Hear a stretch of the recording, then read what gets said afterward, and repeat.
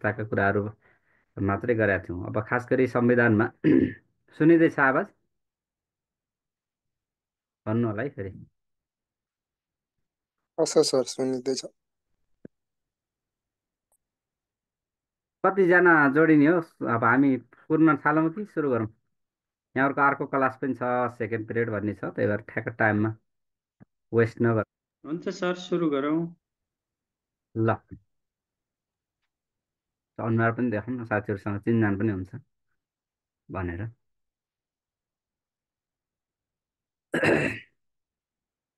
चिसोले फेरि गला ठ्याप्पै समातेको छ। एक दुईवटा अरू क्लास क्यान्सल गरेर यो हिजोबाट सुरु जाडो भएको बढ्दो छ सर। जाडो बढाएको छ, गला एकदमै टाइट भएर बिहान फिजिकलमा पनि हुनुहुन्थ्यो होला, त्यो क्यान्सल भयो। अब यहाँ बसी हजुर सर। बसी घरमा छलफल गरौँ भनेर। सर मैले हिजोको नोट पाएन सर। त्यहाँ हाम्रो सञ्चालकजीलाई नि कुरा गरेको, ल ल भन्नुभएको थियो, तर मैले पठाइदिनु यो भएको छैन। च्याट बक्समै राखिदिएको थिएँ, मलाई आज ग्रुपमा एड गर्नुहुन्छ होला। मैले हजुर सर। यहाँ भएका भन्दा यहाँ पढाएको भन्दा बढी दिन्छु नोट त, चिन्तै नगर्नु। मलाई ग्रुपमा जोडिदिनु हजुर भयो भने हजुर म ग्रुपमा हजुर हालिदिउँला। उहाँहरूलाई भन्यो भने धेरैवटा क्लास छ, कता कता हाल्ने के गर्ने, अब कन्फ्युजन पनि होला, बिर्सिनु भयो होला। मैले नै हालिदिएपछि हजुर सर। ग्रुपमा हुन्छ। अब यहाँहरूलाई जिकेको पनि म प्रोभाइड गर्छु नोट चाहिँ। जिके बेसमा पनि केही हजुर शासन सर। पद्धतिसँग, नेपालको स्थितिसँग, यो संविधानमा पनि केही केही जिकेमा पर्न पनि सक्छन्। अब रिटर्नमा कुरा गर्दा चाहिँ अब खासमा भाग एकको प्रारम्भिकबाट त्यस्तो रिटर्नमा धेरै सोध्दैन। रिटर्नमा सोध्ने खालको धेरै छैन। कहिलेकाहीँ अब राष्ट्रको परिचय, संविधान अनुसार राष्ट्र भन्नाले के बुझिन्छ, यस्तो टाइपको सोध्न सक्छ सर। र यो एक चरण मोटामोटी यो लेखनलाई फोकस गरेर सम्भावित क्वेसनहरूमा हामीले छलफल गरौँ। त्यसपछि केही तपाईँलाई बाँकी लागेको सम्भावित हजुर अन्य सर। पनि थपौँला। अब हामीले संविधानको परिचय र विशेषता गरिसकेपछि अब अर्को क्वेसन मौलिक हकबाट सोध्ने मोस्ट प्रोभाब्ली, सबैभन्दा बढी चान्स। नोट यहाँ छ भन्नुभएको छ, नोट छ त, मैले हिजो हालेको थिएँ।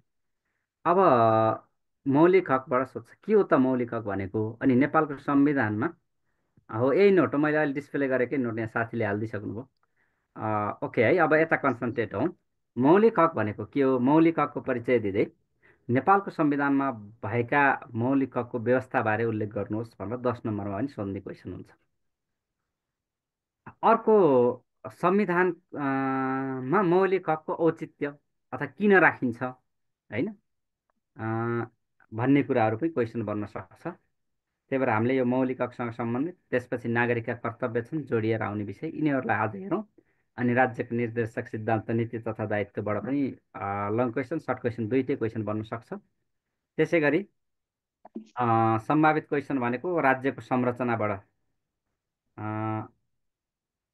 ठिक छ। त्यसपछि यस्तै सम्भावित छन्, हामीले छलफल गर्छौँ। केही कन्फ्युजन, केही कमी कमजोरी भए थपथाप गर्दै सल्लाह गर्दै जाउँला।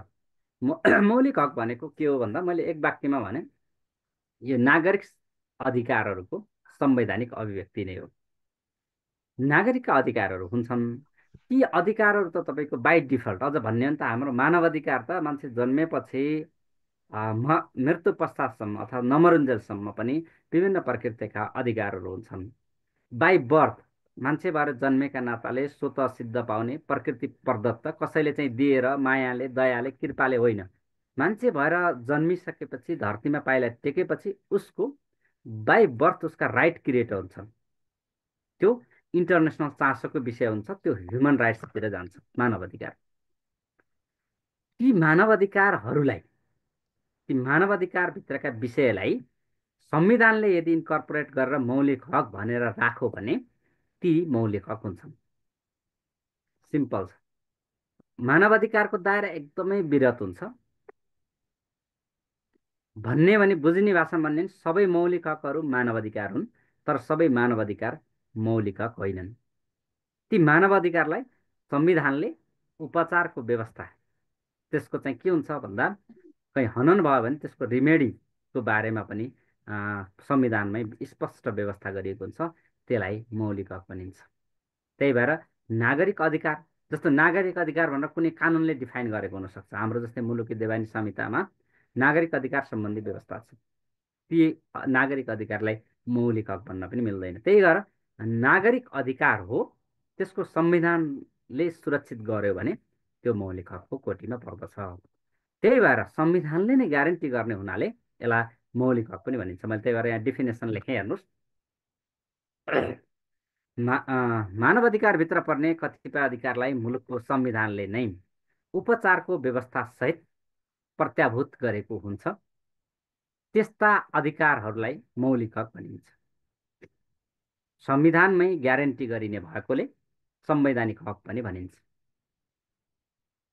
सिम्पल छ नि। राज्यको मूल कानुन संविधानमा उल्लेख भई कानुनी उपचार समेतको प्रबन्ध भएको हुनाले मौलिक हकको वैशिष्ट्य उच्च छ, अर्थात् मौलिक हकको महत्त्व विशेष छ। यसको महत्त्व अलि बढी छ। किन भन्दा संविधान भनेको देशको मूल कानुन, संविधानले नै हक बारेमा उल्लेख गरिदिन्छ र त्यसको के हक उल्लङ्घन भयो, हनन भयो, तलमाथि पर्यो भने उपचार पनि को व्यवस्था संविधानले नै दिन्छ। जस्तो हाम्रोमा के छ त संविधानमा व्यवस्था भन्दा धारा 46मा संवैधानिक उपचारको हक भन्ने छुट्टै हकै छ। त्यसलाई गवर्न गर्नको लागि धारा 133मा सर्वोच्च अदालतको अधिकार क्षेत्र र उच्च अदालतको अधिकार क्षेत्र धारा 144, 133मा सर्वोच्च अदालतमा हामी सिधै निवेदन दिन सक्छौँ। जस्तो तपाईँको कुनै स्वतन्त्रताको हक हनन भयो मानिलिउँ, तपाईँको शिक्षा प्राप्त गर्ने हक हनन भयो, तपाईँ हामीलाई आम नागरिकलाई आफ्नो मौलिक हक हनन भएको विरुद्धमा हामी राज्यलाई नै विरुद्ध बनाएर, राज्यलाई विपक्षी बनाएर, प्रधानमन्त्री तथा मन्त्री परिषदको कार्यालय समेत भनेर विपक्षी उसलाई बनाएर एउटा रिट निवेदनबाट हामी उपचारको माग गर्न सक्छौँ। जस्तो के असर परेको छ, कसैलाई गैर कानुनी ढङ्गले बन्दी बनाएको भए बन्दी प्रत्यक्षीकरण भन्ने रिट आकर्षित गरेर जान सकिन्छ। अनि कसैलाई चाहिँ नि तपाईँको कोही गैर कानुनी ढङ्गले काम भइरहेको छ भने उत्प्रेषणको आदेशबाट बदर गरी पाउँ भनेर जान सकिन्छ। जस्तो कसैलाई परमादेश, विभिन्न 5 प्रकारका रिटहरू छन्। त्यो रिटहरू आकर्षित भएर हामी सर्वोच्च अदालत सिधै भनेको सबभन्दा माथिल्लो तहको अदालत हो नि, आज तपाईँले रिट दर्ता गर्नु हो भने भोलि तपाईँको सुनवाईको पालो आउँछ। त्यसको एकदमै प्राइमो फेसी इरर छ, इरिपेरेबल लस छ, त्यो अन्तरिम आदेश जारी नगर्ने भनेर तत्काल अन्तरिम आदेश जारी गरेर त्यस्ता प्रकृतिका उसलाई रोक्न पनि आदेश दिन्छ। भन्न खोजेको संविधानमा नै के हुने रहेछ त भन्दा कानुनी उपचार पनि स्पष्ट छ। हाम्रोमा कहाँ छ उपचार संविधानमा भन्दा धारा 133, 144 बन्दी प्रत्यक्षीकरणको हकमा कसैलाई गैर कानुनी ढङ्गले थुनेको हकमा जिल्ला अदालतले पनि हेर्छ। यो हाम्रो अलिक फरक पाटो भयो। यो हामी प्राविधिक, हामी यतातिर धेरै यहाँभन्दा बढी जान्नु पर्दैन। जस्तै के छ उपचार भन्ने तपाईँलाई क्वेसन लाग्ला उठ्ला कि भनेर मैले त्यसको क्वेसनको उत्तर म आफैले सोचेर भने। भन्न खोजेको संविधान हाम्रोमा त्यसरी छ। अन्य देशको पनि संविधानमै के हुन्छ भन्दा उपचारको समेत व्यवस्था गरेको हुन्छ। त्यस कारणले यसको मौलिक हकको एकदम बृहत महत्त्व हुन्छ भन्न सकिन्छ। राज्यले कुनै पनि बहानामा हनन, हरण र हस्तक्षेप शब्द, मैले 3टा हक प्रयोग गर्न यो युज टु शब्द हो। कसैले पनि हरण गर्न कुनै पनि बाहनामा, तिमी चाहिँ यो मैले यो कारणले भने त्यस्तो हनन गर्न पनि पाइँदैन, हरण गर्न पनि पाइँदैन, हस्तक्षेप गर्न पनि नसक्ने र यसको कार्यान्वयनको लागि राज्यले थप स्रोत साधनको परिचालन गर्नुपर्ने। हेर्नुहोस् न, गाह्रो छ नि, फेरि सजिलो छैन। हेर्नुहोस् है, राज्यले सरकारलाई उधार लाग्ला, सबै मैले शिक्षाको हक पनि दिन्छु, रोजगारीको हक पनि दिन्छु, मेरा नागरिकलाई सम्पन्न अधिकार सम्पन्न बनाउँछु भन्ने राज्यलाई लाग्ला। तर लागेर मात्र भएन, त्यसमा राखिसकेपछि, संविधानमा लेखिसकेपछि अनिवार्य रूपमा त्यसको चाहिँ क्षमता वहन गर्न सक्नुपर्छ, क्यारिङ क्यापासिटी राज्यको हुनुपर्छ। अन्यथा राज्यले के गर्न सक्छ भन्दा राज्यका विरुद्ध मुद्दा हुन्छ र राज्य चाहिँ फेलरतिर जान्छ। धेरै अधिकार दियो तर त्यो पुरा गर्न सकेन भने स्टेट फेलरतिर जान्छ, त्यो सक्सेस हुँदैन। अनि त्यस कारण यो मौलिक हकहरू दायरा विस्तार गर्दै जाँदाखेरि राज्यलाई थप स्रोत साधन अवश्य बढी चाहिन्छ। हो, यो राज्यले थप स्रोत साधनहरूको परिचालन समेत गर्नुपर्ने भएकोले यो राज्यका विरुद्ध नागरिकलाई प्राप्त हुने अधिकारको रूपमा चिनिन्छ, नेगेटिभ राइट्स भनिन्छ। किन नेगेटिभ होला भन्दाखेरि यो राज्यलाई विरुद्ध बनाइने भयो नि, राज्य नै तिमीले चाहिँ मेरो हक हनन गर्यौ भनेर राज्यका विरुद्ध बनाइने भयो। अनि राज्य बिचरालाई चाहिँ के चाहिने भयो, धेरै स्रोत साधन चाहिने भयो। तर यो त्यही भएर यो नेगेटिभ भएर राज्यको तर्फबाट हेर्दा त्यही भएर यो नेगेटिभ राइट पनि भनिन्छ है मौलिक हकलाई। सुन्दा कस्तो कस्तो अनइजी लाग्ला पहिलोचोटि सुन्ने साथीहरूलाई, तर यो किनभने नेगेटिभ राइट हो। जस्तै तत्काल बाध्यकारी भयो नि यो उपचार गराउनको लागि, कुनै पनि बाहनामा उम्किन पाउने भएन, त्यही भएर यो नेगेटिभ हुन्छ। तर राज्यका निर्देशक सिद्धान्त अर्को टपिकमा छ, त्यो चाहिँ के हुन्छ भन्दा राखिसकेपछि बिस्तारै कार्यान्वयन गर्दै जाने हो। त्यो राज्यको स्रोत साधन बढाउँदै जाने, बिस्तारै कार्यान्वयन गर्दै जाने हो, तिनीहरूलाई पोजिटिभ भनिन्छ। यहीँनिर बिच तिनीहरू बिचको फन्डामेन्ट डिफ्रेन्ट पनि यो हो। बुझ्नुभयो नि? कुनै पनि बाहनामा हस्तक्षेप गर्न पाउने भएन, हनन गर्न नसक्ने भयो, हरण गर्न पनि नसक्ने भयो, र त्यो कार्यान्वयन गर्नको लागि राज्यलाई धेरै स्रोत साधन चाहिने भएको हुनाले त्यो राज्यका विरुद्ध नागरिकलाई प्राप्त हुने राइट्सको रूपमा चिनिन्छ, नेगेटिभ राइट्सको रूपमा चिनिन्छ। यो मौलिक हकमा कस्ता विषय पर्छन् त भन्दाखेरि सरी, सामान्यतया मानवाधिकारको पहिलो पुस्ताका अधिकारहरू जस्तो स्वतन्त्रताको हक, समानताको हक, मतदानमा सहभागी हुन पाउने हक, होइन, यो न्यायका हकहरू, यी के हुन्छन् भन्दा मानव अधिकारका पहिलो पुस्तामा पर्छन्। भनेपछि मान्छे भएपछि त्यो सबै ठाउँमा, भनेको हाम्रोमा मात्र होइन, स्वतन्त्रताको, समानताको हक, होइन, ती न्यायका हकहरू जस्ता केही फन्डामेन्टल कुराहरू हुन्छन् मान्छे भएपछि जीवनयापन गर्न पाउने कुराहरू, घाँस बाँस कपासका ती सुरक्षाका कुराहरू, त्यो चाहिँ सबै राज्यको लागि अनिवार्य हुन्छन्। कुनै पनि देशमा मौलिक हकको प्रावधान हुन्छ भने ती विषयलाई मौलिक हकले समेट्नुपर्छ। तर के रहेछ भन्दा सामान्यतया यसको मौलिक हकको ट्रेन्ड के हो भन्दा मानवाधिकारभित्र पर्ने पहिलो पुस्ताका अधिकारहरूलाई मौलिक हकको दायरामा समेटिन्छ सामान्यतया। तर पछिल्लो समयमा के भयो भन्दा उदारीकरण, निजीकरण, विश्वव्यापीकरण जस्ता लहरले र अब जनसचेतीकरण भनौँ न, अब मान्छेले के हुन थाल्यो भन्दा एउटा बेसिक सुरक्षाले मात्र हुँदैन, उसलाई धेरै कुरा चाहिन्छ। यो त मान्छेको आर्थिक अधिकार पनि छ, सामाजिक अधिकार पनि छ, सांस्कृतिक अधिकारका कुराहरू पनि आउँछन्। यी अधिकारहरू पनि के हुन् भन्दा मानव अधिकारको दोस्रो तेस्रो पुस्तामा, मानव अधिकारतिर त मानव अधिकारको टपिक अब यहाँ त हामीलाई छुट्याएको छैन, पढ्यो भने त्यसमा पहिलो पुस्ता, दोस्रो पुस्ता र तेस्रो पुस्ता भनेर यसरी, अथवा अहिले त चौथो पुस्ता भन्ने यसरी पनि विभिन्न पुस्तागत रूपमा विभाजन गरेको छ त्यो अधिकारलाई पनि। इभन केही विद्वानहरूले यो वर्गीकरण गरिराख्नु जरुरी छैन भन्छन्, होइन, हामी त्यतातिर लाग्नु परेन। खास पहिलो पुस्ताका भनेका फन्डामेन्टल कुराहरू चाहिँ पहिलो पुस्ता, त्यसपछि होइन अलि कलेक्टिभ राइट, अलि केही भनौँ न आर्थिक सामाजिक सांस्कृतिक यो समाजवादी व्यवस्थाले मान्छेलाई चाहिँ फ्रिडम भएर मात्रै पनि हुन्न, खानलाई त रोजगार चाहियो नि त, सामाजिक सांस्कृतिक गतिविधिमा सहभागी हुन पाउनु पर्यो नि त भन्ने कुरा गर्छ। ती कुरा वास्तवमा पहिला पहिला के हुन्थ्यो भने मौलिक हकका विषयमा पर्दैन थिए। अझ अहिले स्वच्छ वातावरणका हकका कुरा आए, अनि तेस्रो लैङ्गिक समानताका कुराहरू आए, जेन्डर इक्वालिटीका कुराहरू आए, इन्क्लुजनका कुराहरू आए। यी कुराहरू चाहिँ के गर्दै गयो भन्दा यो मानव अधिकारका दोस्रो तेस्रो पुस्तामा पर्ने अधिकार हुन्। यी पनि अहिलेको समाजवादी व्यवस्थाले के गर्न थाल्यो भन्दा मौलिक हकमै राख्ने कुराहरू आयो। यी दुईटै विषय मानव अधिकारका सबै पुस्ताहरूलाई वर्तमान संविधानले मौलिक हकमा प्रत्याभूत गरेको छ।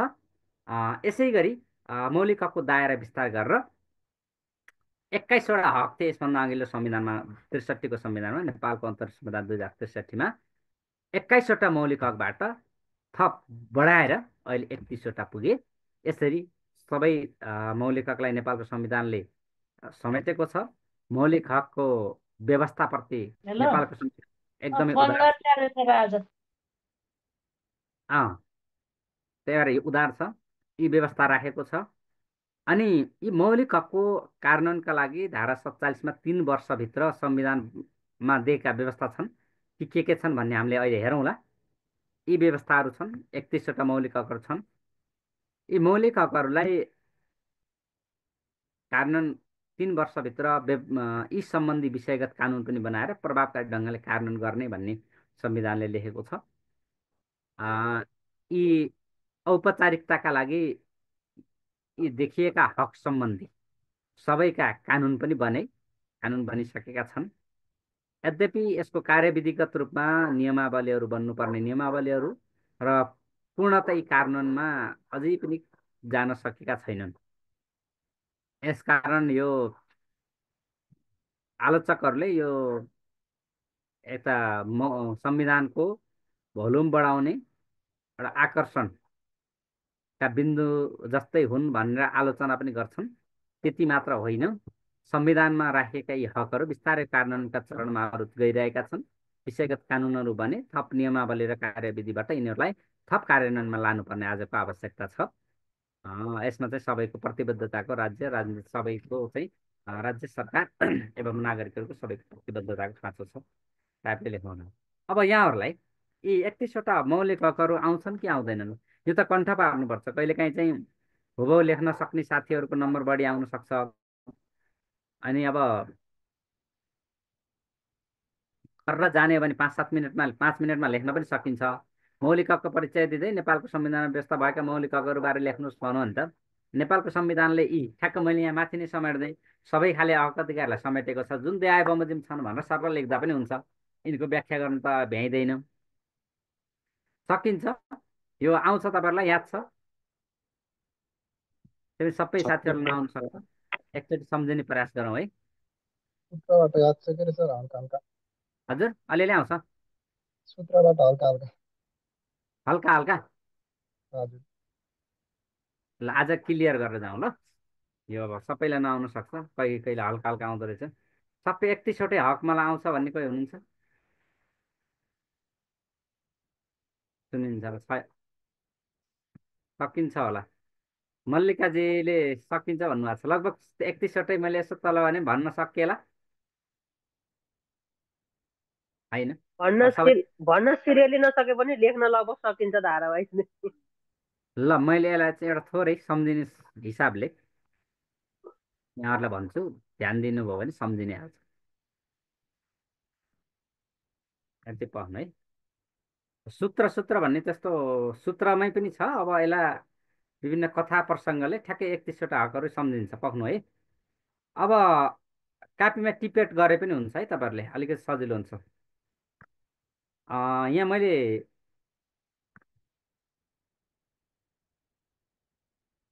त्यही यो कुरा मैले अघि भनेकै कुरा हो। यहाँ यसरी छ कि ल,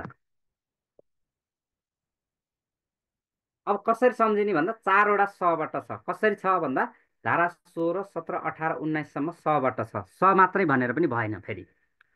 अब हामी सम्मानपूर्वक जीवनयापन गरौँला भनेर हामी यो लोकसेवाको तयारी गर्न आएको छौँ। सरकारी जागिर खाने हिसाबले सरकारी जागिर खाएपछि अरू धेरै समृद्धि त हुँदैन, पक्कै पनि के चाहिँ हुन्छ भन्दा एउटा सम्मानपूर्वक जीवनयापन गर्न पाइन्छ। त्यही सम्मानको लागि हामी लोकसेवा तयारीमा जुटेका छौँ। अवश्य नाम निकाल्छौँ अनि सम्मानित जीवनयापन गर्न थाल्छौँ। त्यसको लागि के चाहियो भन्दा स्वतन्त्र ढङ्गले पढ्न पाउनु पर्यो। यहाँ बिचरा कोही कोही साथीहरू हुनुहुन्छ, बच्चाले डिस्टर्ब गरिरहेछ, घरमा आउनुहुन्छ, स्वतन्त्र ढङ्गले पढ्न पाइरहनु भएको छैन। स्वतन्त्रताको हक छ नि, स्वतन्त्रपूर्वक पढ्न पाउनु पर्यो। कसैको एकदम दबाब प्रभाव अभावबाट होइन, एकदम स्वतन्त्र ढङ्गले पढ्यो भने त्यो सम्मान पाउन सकिँदैछ। यसरी हामीले स्वतन्त्र ढङ्गले पढेपछि के सिक्छौँ भन्दा समानताका कुराहरू सिक्छौँ। हामीले संविधान कानुन पढिरहेछौँ नि त, समान व्यवहार गर्नुपर्छ, इक्विटी इक्वालिटीका कुराहरू पढ्नुपर्छ। जस्तै महिला पुरुष बिच विभेद गर्नु हुँदैन भन्ने कुराहरू हामीले सिक्छौँ हो। सम्मानपूर्वक बाँच्न पाउने अधिकारका कुराहरूबाट सम्मानपूर्वक बाँच्नको लागि स्वतन्त्रता ढङ्गले पढ्न पाउनु पर्दो रहेछ। स्वतन्त्र ढङ्गले पढेपछि समानताका कुरा सिक्छौँ। त्यो समानताको कुरा फेरि हामीले जानेर मात्र भएन, अरूलाई पनि सञ्चार गर्नुपर्छ भनेर घरमा फेरि अब यहाँ पढेर तपाईँ यहाँ प्लेटफर्ममा जोडिनु भएको छ, कहीँ डेराले गरेर बस्नु भएको छ होला, त्यस कुरा चाहिँ गाउँमा लगाएर फेरि सञ्चार गर्नुहुन्छ। यी 4वटा कुरा आयो कि आएन? क्रमशः 16देखि 19सम्म ब्रेक गर्नुपर्छ। एकै ठाउँ लहर तान्दाखेरि फेरि बिग्रिन्छ। ठ्याक्क 4वटा सबाट छन्। सम्मानपूर्वक बाँच्नलाई स्वतन्त्रता चाहिँदो रहेछ। स्वतन्त्रतापूर्वक पढ्न लेख्न गरेपछि हामीले पढ्न लेख्दाखेरि पढ्दा लेख्दा समानताका कुरा सिक्छौँ। त्यो सिकेका कुरा हामीले सञ्चार गर्नुपर्छ। यति कुरा भनौँ है। यति भनिसकेपछि 20मा धारा 20मा न्याय हुन्छ। त्यो कुरा हामीले सबैलाई सञ्चार गऱ्यौँ भने न्याय हुन्छ हो। न्याय सम्बन्धी हकले के कुरा गर्छ भने नि एउटा कुरा थाहा पाऊँ। न्याय सम्बन्धी हक भनेको जस्तो कोही हिरासतमा भएका व्यक्तिले पाउने अधिकारका कुरा चाहिँ ह्युमन राइट्ससँग सम्बन्धित। जस्तो हिरासतमा रहँदा पनि कुनै पुलिसको अनुसन्धानको क्रममा रहँदा पनि उसले कानुन व्यवसायहरू राख्न पाउने, स्वच्छ सुनुवाई गर्न पाउने, अब जबरजस्ती आफ्नो विरुद्ध साक्षी हुन नपर्ने जस्ता केही न्याय सम्बन्धी अधिकार हुन्छन्। यहाँ के भएछ भन्दा एउटा कथा प्रसङ्ग सम्झिनु होला। एकजना धार्मिक क्षेत्रमा कुनै कसुर गरेको अभियोगमा हिरासतमा रहेछ। त्यो व्यक्तिलाई प्रहरीले एकदम कुटपिट गरी सोधेछ, देखिया छ है। अनि के भएछ, हिरासतमा रहेको व्यक्तिलाई अब उसका कुराहरू त भइ नै हाल्छन्, प्रहरीले त पिटपाट त पारि नै हाल्छ, नगरिकन त त्यो अनुसन्धान यद्यपि गर्नुहुन्न। राइट टु अग्नेस्ट टर्चर भनिन्छ, यातना विरुद्धको हक यही नै छ, कसैलाई पनि यातना दिन पाइँदैन भनेको छ। तर पनि अब दिन्छ नि त, प्रहरीले पिटेछ भन्ने सम्झिनु होला है, मैले सम्झिनको लागि भने। पिट्दाखेरि के भन्छ, त्यो कसुर गर्ने कुनै व्यक्ति छ, ए भन्ने व्यक्ति छ, त्यसलाई चाहिँ अयानी भन्छ। 21-22-23लाई अयानी। 16 देखि 19 420मा त्यो सह गर्दाखेरि न्याय हुन्छ। न्यायमा गर्नुपर्नेमा के हुन्छ भन्दा अन्याय हुन्छ, अर्थात् अयानी हुन्छ। त्यसलाई पिटेछ नि त, हिरासतमा एउटा व्यक्ति छ, हिरासतमा भएको व्यक्तिलाई अयानी भएछ पिटेर। हिरासतमा को छ भन्ने कुरा त भनिरहनु परेन, अहिले राष्ट्रका प्रमुख ठुल्ठुला व्यक्तित्वहरू पनि हिरासतमा बस्नु परेको छ। हिरासतमा त के हुन्छ, प्रहरीले गर्छ, त्यो प्रहरीले पिट्दा अथवा लाठीचार्ज केही गर्दाखेरि अयानी भन्छ दुखेर। ठिक छ। अयानी भनेको अबाट अपराध पीडितको हक, याबाट यातना विरुद्धको हक, निवारक नजरबन्द विरुद्धको हक। यहाँसम्म 16 देखि 23सम्म याद भयो?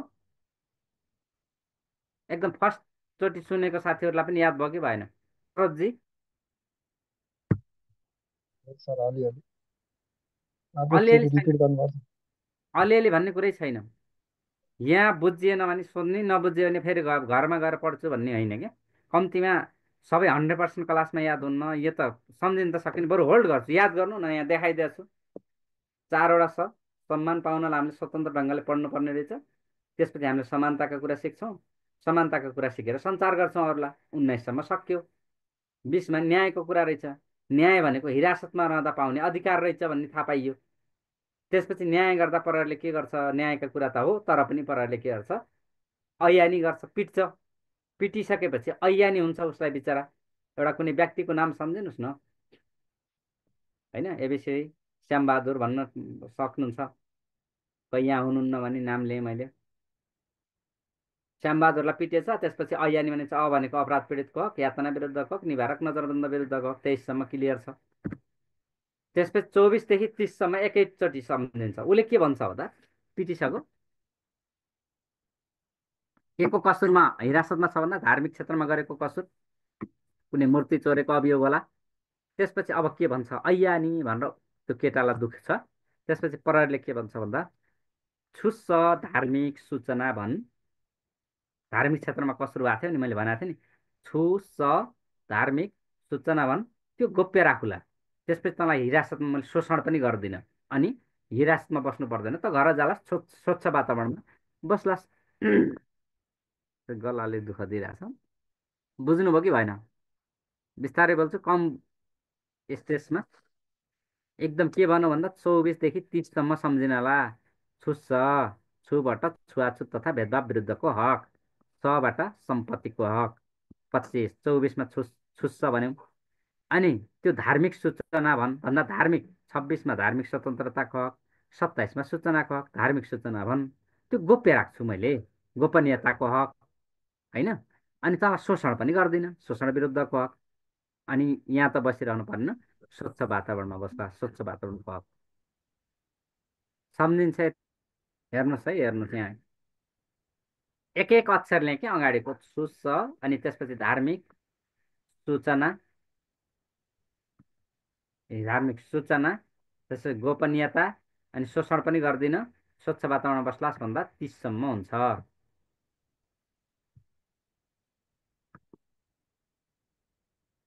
अझ त्यसपछि के गर्नुहोस् भन्दा, यहाँ मैले अझ क्लस्टर गर्नुभएको छ यसलाई, ल हेर्नुहोस् है। 30सम्म त क्लियर भयो नि। अब के भयो भन्दा, केटो खुसी भयो। केटो कसरी खुसी भयो भन्दाखेरि, अब म सूचना भनिदिन्छु, मलाई चाहिँ यहाँबाट हिरासत छोडिदिने भयो अब भनेपछि ऊ खुसी भयो, उसले भनिदियो कुराहरू। त्यहाँबाट उसलाई सिभारो गर्छ। सिभारो भनेको सेवारो भन्ने नमस्कार जस्तै सिभारो भन्नुहोस्। शिक्षा, भाषा र रोजगारी 31, 32, 33। सिभारो गर्छ शिक्षा सम्बन्धी हक, भाषा तथा संस्कृतिको हक, र रोजगारीको हक। अब हिरासतबाट छुट्यो, त्यसपछि त्यो गयो, सिबारो गएर उसलाई नमस्कार गरो र आफ्नो रोजगारीमा लागो, रोजगारी गर्न थालो है। यहाँसम्म बुझ्नुभयो? अब रोजगारी गर्दा के हुन्छ, गर्ने शरम हो नि। रोजगारीमा गएर हामीले के गर्छौँ, यत्तिकै बसेर त पाइँदैन, श्रम गर्ने हो, श्रमको हक हुन्छ। श्रम गर्दा यत्रो दिन चाहिँ हिरासतमा बसेको थियो, जाडो मौसम छ हेर्नुहोस्, उसलाई स्वास्थ्यमा समस्या आयो, स्वास्थ्य सम्बन्धी हक। श्रम ओभरलोड हुँदा पनि त्यसलाई के भयो, स्वास्थ्य खराबी भयो। अनि बाहिर के भयो भन्दा त्यसले चाहिँ अब स्वास्थ्यमा समस्या आयो, 35, स्वास्थ्यको हक 35। अनि स्वास्थ्य राम्रो हुनलाई त्यसले अब खानपानमा ध्यान दिन थाल्यो, खाना राम्रो चाहियो, बजारको बाहिरको होटेलको खाएर पनि भएन, अस्वस्थकर खाना खाएर भएन, खाद्य राम्रो, खाना राम्रो चाहियो। के को लागि? स्वास्थ्य राम्रो हुनको लागि। लिङ्क गर्नुहोस् है, रोजगारी भनेको श्रम गर्ने हो, श्रम गर्दाखेरि विचार पुर्याइएन भने स्वास्थ्य बिग्रिने रहेछ, स्वास्थ्य राम्रो बनाउनलाई खाना राम्रो चाहियो, खाद्य सम्बन्धी हक। खाद्य कहाँको खानु पर्यो भन्दा आवासको, आफ्नै आवासमा पकाएर खानु पर्यो, बाहिरको खाएर भएन। आवासमा पनि कसले पकाएको राम्रो हुन्छ? महिलाले पकाएको राम्रो हुन्छ, महिलाले मिठो पकाउनुहुन्छ, त्यसकारण ऊ एक्लो मान्छे, अब महिला चाहियो। त्यसले के गरौँ, रोजीरोटी गरौँ, काम गरौँ, श्रम गरौँ, स्वास्थ्य अलि ख्याल गर्न थाल्यो, स्वास्थ्यमा गडबडी आयो, त्यसपछि खाना राम्रो पर्छ भन्ने भयो। त्यसपछि खाना कहाँ खाने भन्यो, एउटा आवास पनि त्यसले बनायो भनौँ न, घर बनायो, रोजगारी गरेको थियो, आवास पनि बनायो। अनि आवासमै खानको लागि यसले एकजना महिला पनि लिएर आयो, बिहे गरेर महिलाभित्र आयो। धारा 38, महिला पनि भइसकेपछि अब के हुन्छ, बालबालिका हुन्छ। गृहस्थीमा गएपछि बालबालिका। कति रमाइलो कथा छ होइन? रोजगारी गर्ने, रोजगारीमा श्रम, श्रममा स्वास्थ्य ख्याल गर्नु पऱ्यो, खानु पऱ्यो, खाँदाखेरि कहाँको, आवासको खाने, कसले पकाएको टेस्टी हुन्छ, महिलाले, महिला पनि भएपछि पकाएर मात्र त भएन, बालबालिका पनि हुने भयो। त्यो बालबालिका 39सम्म आयो।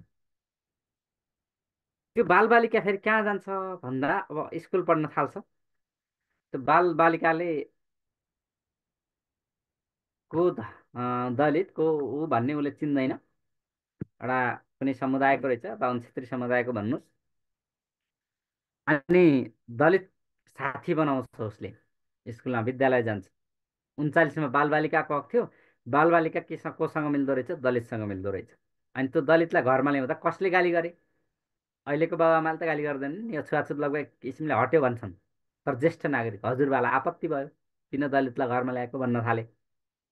धारा 41मा धारा पनि सँगसँगै सम्झिनुपर्छ है, लजिकसँगै। अनि त्यो कर्मसित भन्दाखेरि सकिन्छ, गाह्रो छैन। ज्येष्ठ नागरिक, अब समाजमा हेर्नुहोस् है, महिला रहेछन्, बालबालिका रहेछन्, दलित रहेछन्, ज्येष्ठ नागरिक रहेछन्, तिनीहरूलाई अब हित त गर्नु पर्यो। तिनीहरूलाई प्रोटेक्सन गर्ने विधि के भन्दा सामाजिक न्याय, सोसल जस्टिस हो होइन? सामाजिक न्याय कसरी कायम हुन्छ त? कुराले त आउँदैन। आर्थिक सहायता चाहियो, सामाजिक सुरक्षाको हक चाहियो, सामाजिक सुरक्षा, वृद्ध भत्ता, एकल महिला भत्ता, लोपोन्मुखलाई भत्ता जस्ता सामाजिक सुरक्षाका कार्यक्रमहरू छन्। त्यो सामाजिक सुरक्षाबाट आएको पैसाले के गर्नु पर्यो भन्दा गुणस्तरीय उपभोग, उपभोक्ता भएछ, उपभोक्ताको हक है, उपभोक्ताको हक। त्यो आएको पैसाले उपभोग गर्नु पर्यो, सही ठाउँमा उपभोग गर्नु पर्यो, उपभोक्ताको हक।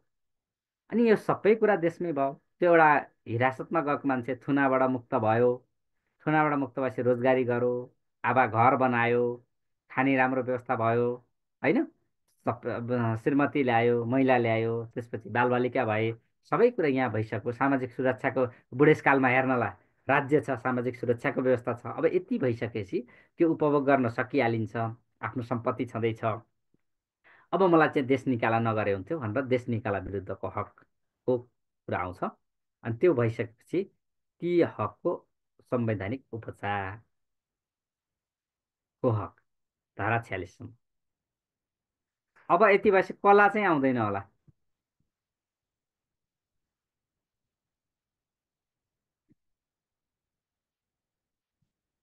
आउँछ 16देखि 46सम्म भन्न सकिन्छ। अब रूपेश लोहनीजी,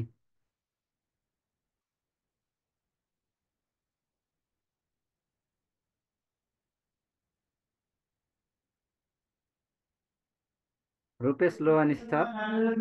सकिन्छ सर, सकिन्छ। हस्, थ्याङ्क यू। सबैको प्रतिनिधित्व हुनु पऱ्यो, अनलाइन छ भनेर सुत्न चाहिँ पाइँदैन। तारा म्याम देखिनु भएको छ ल। हजुर तारा म्याम, हजुरलाई आउने भयो यो अब? आउँथ्यो होला सायद, केही थप सपोर्ट भयो बुझिराखेको छ। छु। हजुर। हो, यो चाहिँ कहिलेकाहीँ जाँचमा सबै लेख्न पर्ने गरेर पनि आउन सक्छ। त्यसकारण मैले यसलाई हिट गरेँ है। एकचोटि सर र स्क्रिनसट गरे पनि हुन्छ, नभए पर्दैन, तपाईँहरूले छँदैछ त्यो नोट पनि पाइहाल्नुहुन्छ। धारा 16 देखि 4वटा स लगातार सम्झिन सकिन्छ। मैले त्यो लजिक पनि भन्दै, 20मा न्याय, 21, 22, 23 ऐयानी भइहाल्छ। 24देखि 30 छुच्च धार्मिक सूचना गोप्य राखौँला, शोषण गरिदिन स्वच्छ वातावरण बस्लास्। त्यसपछि सिभारो गर्छ रोजगार, अनि रोजगार गर्दा सरम हुन्छ, स्वास्थ्य हुन्छ, खाद्यका कुराहरू आवासमा महिलाले पकाएको होइन। त्यसपछि बालबालिका हुन्छ भन्नु पर्यो, दलित को सङ्गत गर्दो रहेछ, ज्येष्ठ नागरिकले गाली गरेछन् हजुरबाले, सामाजिक न्यायको कुरा। त्यसपछि सबैलाई प्रोटेक्सन गर्नको लागि सामाजिक न्याय चाहियो। त्यो केबाट के, त्यसबाट चाहिँ सामाजिक सुरक्षा आउँछ। सामाजिक सुरक्षाबाट चाहिँ सामाजिक न्याय हुन्छ। त्यसपछि त्यसको चाहिँ आउने आर्थिक सहायता चाहिँ उपभोक्ता गर्नु पर्यो। अनि देश निकाला विरुद्धको हक, संवैधानिक उपचारको हक। अब यति भइसकेपछि मैले यो स्लाइडलाई, यसमा कर्तव्य छ यो कुरा चाहिँ, मैले यसलाई यसो स्लाइड अफ गरेँ, अघि देखाउँछु। त्यसमा राम्रो थियो, मौलिक हककै लागि मात्र बनाएको थियो कि त्यो, त्यही भएर अलि इफेक्टिभ रहेछ जस्तो लाग्यो। भनिसकेपछि अब यहाँहरूले यति भएपछि जाँचमा आइहाल्यो भने सर्र लेख्न सकिन्छ। कण्ठ भएको कुराहरू 31वटा, ओहो यत्रो भन्ने जस्तो लाग्यो पनि 3-4 मिनटमा लेख्न सकिन्छ। सके धारासहित लेख्ने, नसके कहिलेकाहीँ कन्फ्युजन हुन्छ, 100% स्योर छैन भने कसरी लेख्ने भन्दा, नेपालको वर्तमान संविधानको भाग 3 धारा 16देखि 46सम्म रहेका 31वटा मौलिक हकहरू द्याय बमोजिम छन् भन्ने धाराहरू नलेख्ने, यताको नम्बर पनि नलेख्ने, बुलेटमा टक्क टक्क लेख्ने। त्यसरी के फाइदा हुँदो रहेछ भन्दाखेरि, बुलेटमा लेख्ने, नम्बर नदिने। अनि नम्बर दियो भने त जस्तै हामीलाई एउटा कहिलेकाहीँ जाँचै न हो, अलिकति प्रेसर पनि भएको फिल भएको हुन्छ। 30वटा आयो, एउटा नआए पनि अपुरो जस्तो देखिन्छ। तर नम्बर पनि नलेख्ने, धारा पनि नलेख्ने गरेपछि के हुन्छ भन्दा, यसले रिलेटिभली सबै लेखा छ भन्ने सर र जाँचकीलाई माइनरली पण हेराइ पनि हुन्न, थाहा हुन्छ। जस्तो 30वटा लेखिसकेपछि एउटा कमी भएछ भनेर त्यस्तो धेरै नम्बरमा फरक पर्दैन।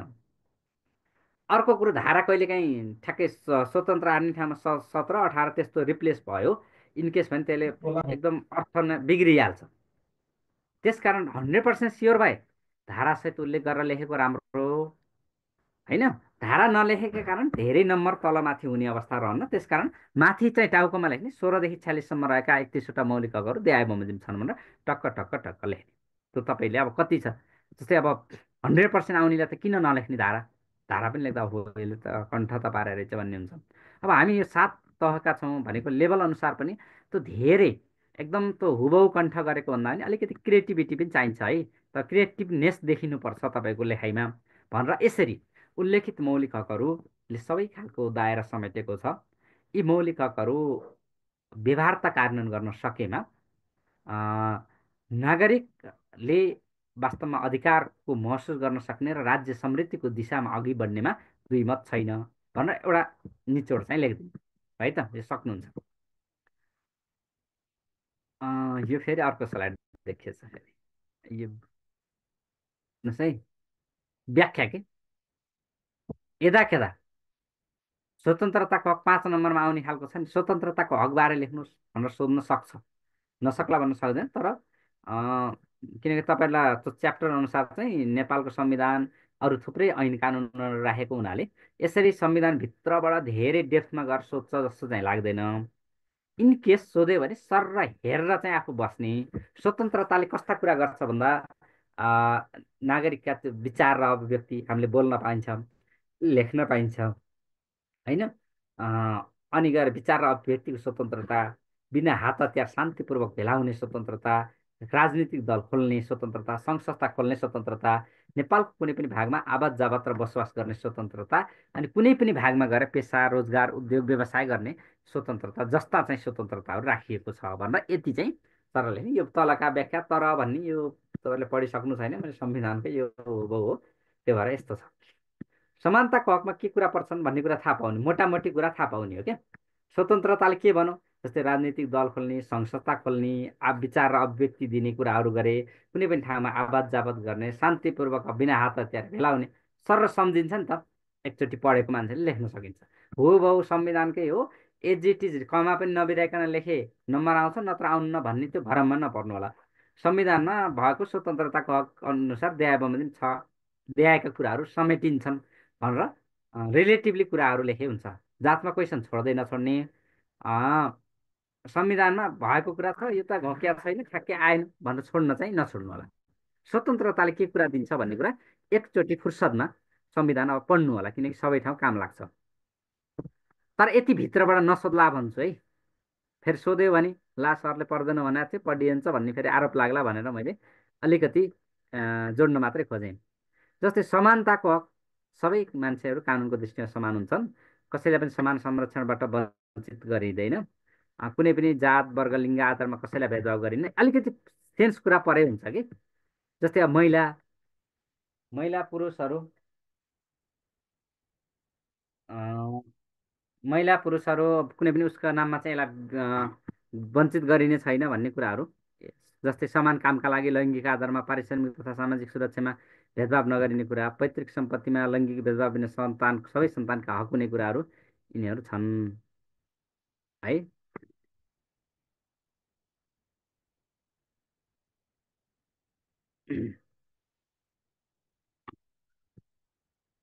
अब सबै पर्दैन यो न्याय सम्बन्धी भनेपछि मैले अघि नै भने अलिकति भोलुम पुग्ने टाइपको चाहिँ सुन्न सक्छ भन्ने हिसाबले कुनै पनि व्यक्तिलाई थुनामा राख्दाखेरि त्यसको चाहिँ राइट्सहरू हुन्छन् नि थुनामा कुनै पनि व्यक्तिलाई पक्राउ भएको कारणसितको सूचना नदिई थुनामा राखिने छैन पक्राउ परेको व्यक्तिलाई पक्राउ परेको समयदेखि नै आफूले रोजेको कानुन व्यवसायसँग सल्लाह लिन पाउने कानुन व्यवसायबाट पूर्वपक्ष गर्न पाउने हक हुने यस्ता कुराहरू हुन्छन् जस्तै 24 घन्टा पक्राउ परेको व्यक्तिलाई जस्तै अहिले पक्राउ पूर्जी जारी गर्नुपर्छ नि तिमीलाई यो कारणले थुनामा अब लानुपर्ने भयो त्यस भनेर यसरी लिन पाउने त्यसपछि उसले होइन मैले यो कानुन कुरा केही बुझ्दिनँ मेरो एउटा वकिल छ मैले त्यो कानुन व्यवसायसँग सोध्छु भन्न पाउने कुरा भए अनि बाटोको म्याद भए 24 घन्टा भित्र चाहिँ नि अदालत मुद्दा हेर्ने अधिकारी भनेको अदालत समक्ष उपस्थित गराउनु पर्ने कुराहरू अदालतबाट अनुमति पाएपछि मात्र त्यो थुनमा लान पाइने कुराहरू त्यस्तो कुराहरू छ कुनै अब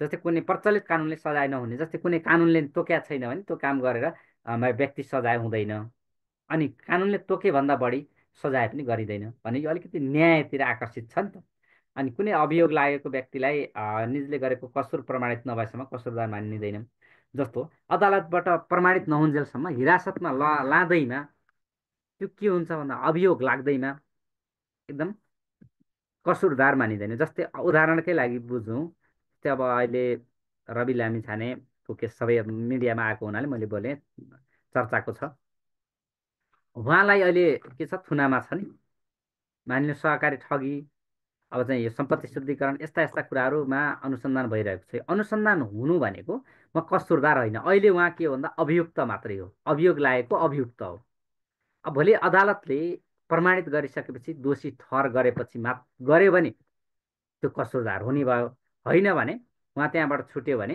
होइन यो प्रमाणित छैन त्यसकारण होइन भन्यो भने के हुँदा हो भन्दा उहाँ अभियुक्त मात्रै कहलिनुहुन्छ है यसरी बुझ्नु यो कुराहरू अनि एउटै कसुरमा पटक पटक होइन एक पटक भन्दा बढी मुद्दा चलाइने छैन एउटा कसुर जुन अहिले लागेको कसुर छ नि त्यो फेरि पनि पछि अब फेरि सफाइ पाएपछि पनि फेरि त्यही विषयमा मुद्दा चलाउने सजाय दिने गरिँदैन कुनै कसुरको अभियोग लागेको व्यक्तिले आफ्नो विरुद्ध साक्षी हुन बाध्य पारिन्न जस्तो हो जस्तै अहिले मैले चोरेको प्रसङ्ग भनेको थिएँ तैँले गरेकै होस् किन होइन होइन जस्तै त सरकारी ठगेकै हो कि होइन भन्दा मलाई थाहा छैन भनेर चुप लाग्न पाइन्छ हिरासतमा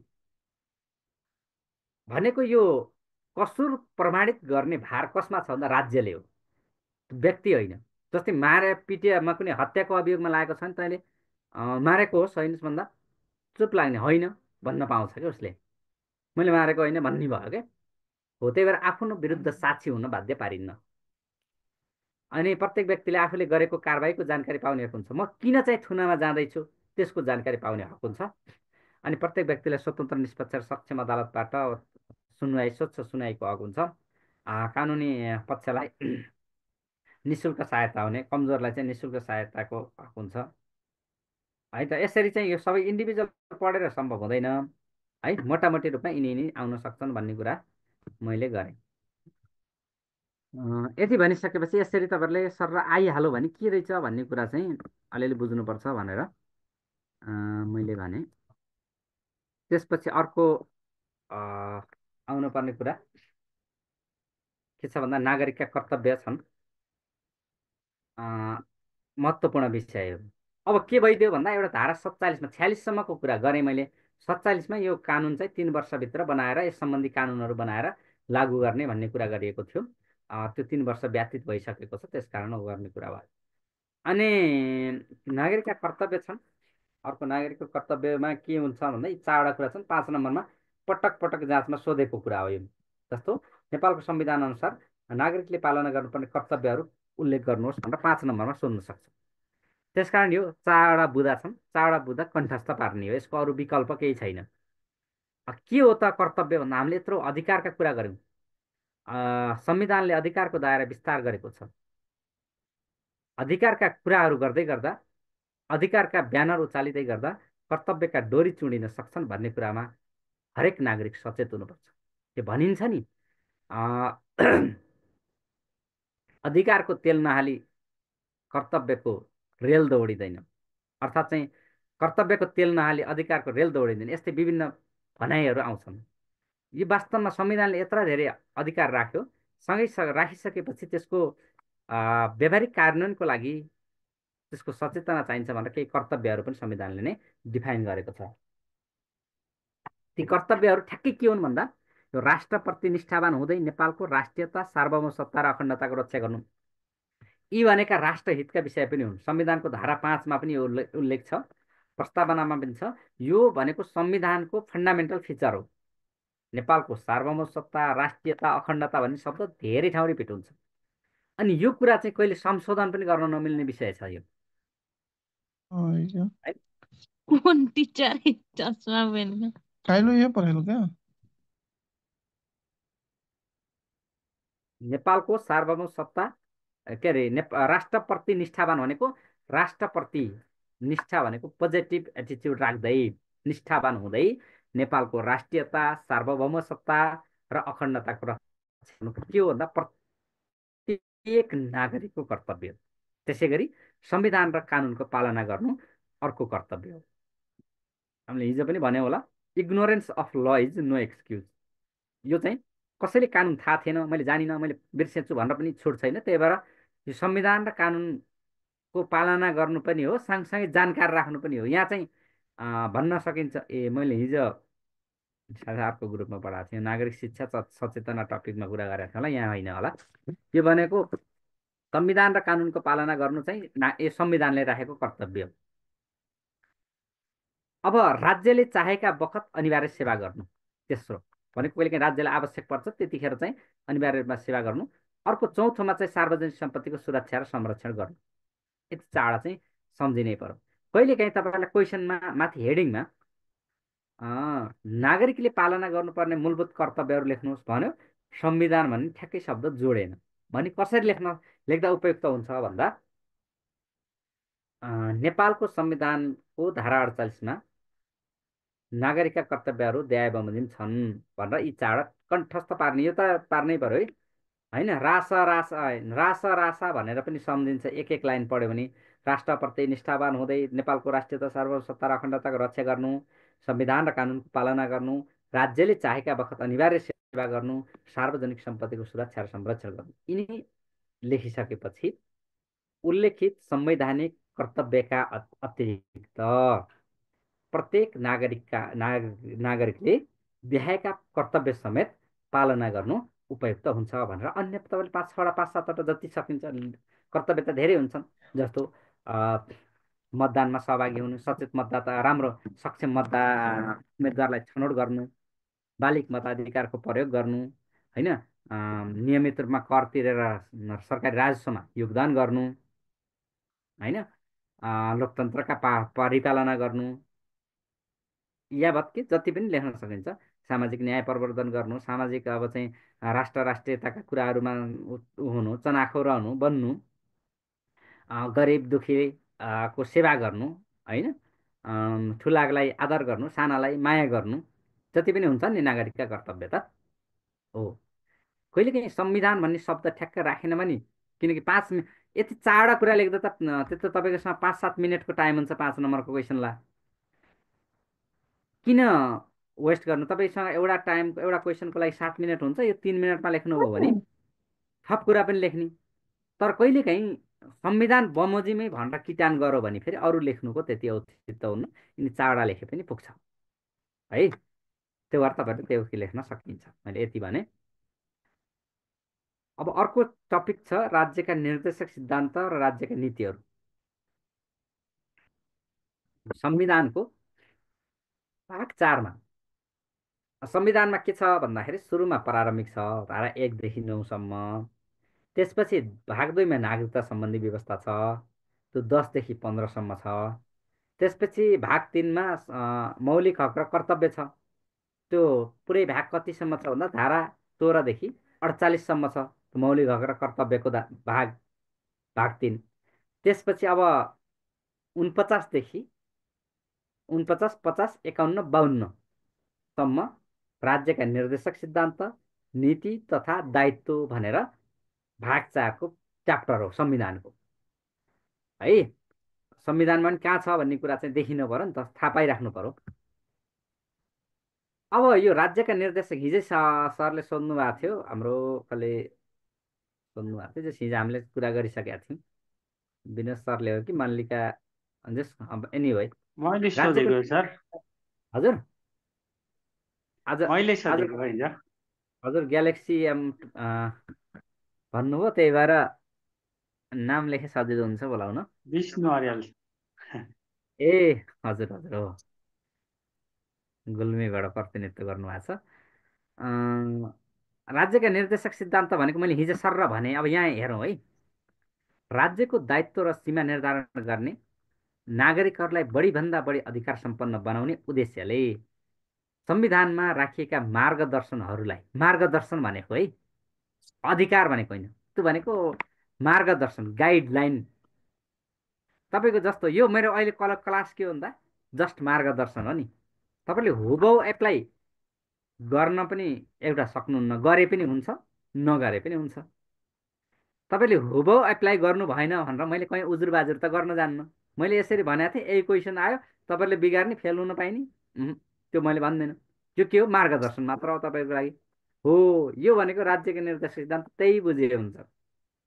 यो दायित्व र राज्यको दायित्व र सीमा निर्धारण गर्ने होइन, यो कुराहरू गर है, यो लाइनमा तिमी जाऊ है भनेर राज्यलाई सीमा पनि निर्धारण गर्ने भयो।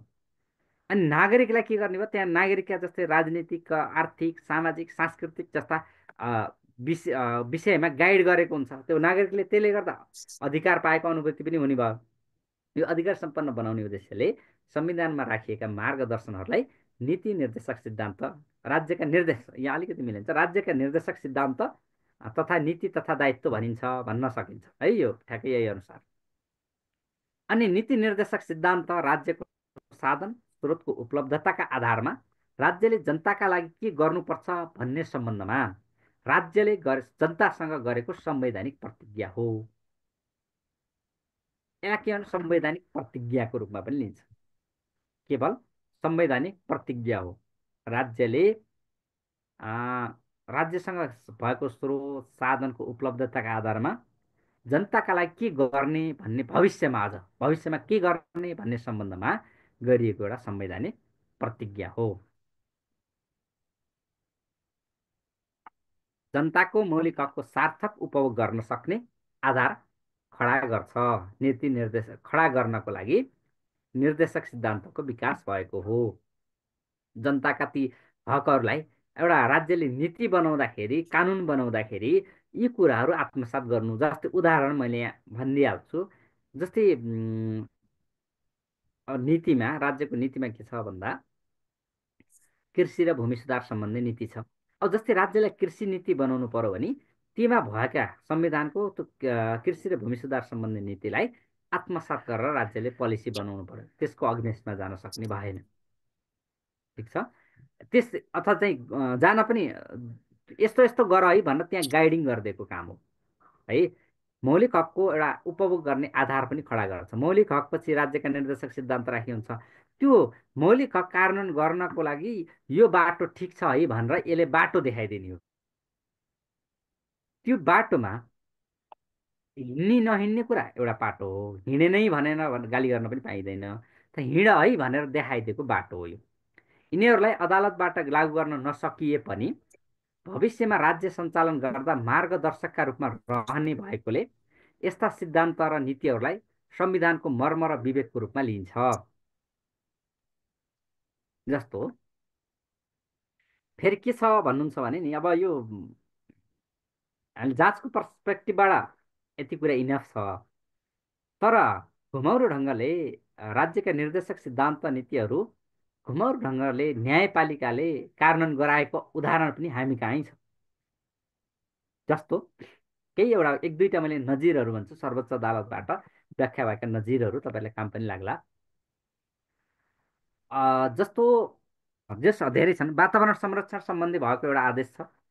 त्यसपछि एउटा गोदावरी मार्बल इन्डस्ट्रिजले के भएछ भन्दा त्यहाँ उद्योग सञ्चालन हुँदाखेरि त्यहाँका नागरिकलाई डिस्टर्ब भयो। अब त्यहाँ प्रदूषण भयो, वातावरण एकदम पल्युसन भयो भनौँ न, ध्वनि प्रदूषण भयो। त्यस कारणले चाहिँ यहाँबाट हटाइपाउँ भन्ने हिसाबले रिट हालेका थिए। त्यसमा चाहिँ माधव ढुङ्गेल भन्ने नाम ठ्याक्कै अहिले क्लिक भयो। त्यसमा चाहिँ सर्वोच्च अदालतले एउटा आदेश गरेर त्यो गरेको छ। यद्यपि त्यो विषय चाहिँ के थियो भन्दा मौलिक हकमा थिएन। अर्को चाहिँ त्यतिखेर एउटा देवघाट संरक्षण, देवघाटको जङ्गल चाहिँ के थियो भन्दा त्यहाँको एउटा अनुसन्धानमा एउटा आधारित थियो। त्यहाँ के भन्दा एउटा हस्पिटल बनाउनको लागि सरकारले, मन्त्री परिषदले के गर्यो भन्दा त्यहाँ देवघाटको जङ्गल त्यो वन फडानी गरेर भए पनि त्यहाँ चाहिँ हस्पिटल बनाउनको लागि अनुमति दियो। त्यसपछि त्यहाँ योगी नारायणनाथ भन्नेले रिट निवेदन हाले सरकारलाई विपक्षी बनाएर। यो चाहिँ एकदम पुरातत्व विभाग हो, पुरानो हिसाबले, पुरातात्विक हिसाबले पनि महत्त्वको छ। अनि यो कृषि को चाहिँ अध्यापन हुने ठाउँ हो, यहाँ रिसर्चको पनि ठाउँ हो। त्यस कारणले यसलाई मास्न मिल्दैन, यहाँ हस्पिटल बनाउन उपयुक्त हुँदैन भनेर रिट हाले। अनि त्यसमा चाहिँ त्यो देवघाट संरक्षण सम्बन्धीमा अनि अदालतले त्यसलाई रोकेको छ। त्यो के थियो भन्दा राज्यका निर्देशक सिद्धान्तमा त्यो कुराहरू थियो। भन्न खोजेको यी अदालतबाट डाइरेक्ट लागू गराउन नसकिए तापनि अप्रत्यक्ष रूपमा नेपालमा पनि घुमाउरो ढङ्गले के निर्देशनात्मक आदेशबाट रोकिएका अथवा चाहिँ यसको परिपालना भएका चाहिँ उदाहरणहरू छन्। यो हाम्रो अब लेभल अनुसार ठ्याक्कै यो कानुनकोतिर हामीले जोड्न सकिन्छ। भन्न खोजेको संविधानको अथवा सर्वोच्च अदालतले व्याख्या मार्फत केही नजिरहरू प्रतिपादन गरेको छ। राज्यका निर्देशक सिद्धान्त नीतिहरू पनि लागू गराउनको लागि केही छ। संविधानले यो अदालतबाट उपचार गराउन नसकिने भन्ने लेखिए तापनि अदालतबाटै कार्यान्वयन भएका अवस्था पनि छन् भनेर। यो किन कसैले के प्रसङ्ग गर्छन् भने त्यसैले यसको के औचित्य भयो त नि, कार्यान्वयन नहुने भए यत्तिकै यो संविधानको भोल्युम बढाउन राखिएको हो त भन्ने सन्दर्भमा हामीले व्याख्या गर्दाखेरि त्यो होइन। यसले किन राज्यलाई भविष्यमा पोलिसीहरू बनाउनको लागि, नागरिकका अधिकारहरू चाहिँ उपभोग गर्ने वातावरण बनाउनको लागि यो कार्यान्वयन एकदमै यो चाहिन्छ। कम्तीमा राज्यलाई लगाम त लागेको हुन्छ नि, सीमा त निर्धारण गरेको हुन्छ नि, राज्य सही बाटोमा हिँडेर भनेर बाटो त देखाएको हुन्छ नि भनेर यसको औचित्य छ। यसको औचित्य पुष्टि गर्ने सन्दर्भमा सम्मानित सर्वोच्च अदालतबाट पनि नजिर प्रतिपादन भएका दृष्टान्त छन्।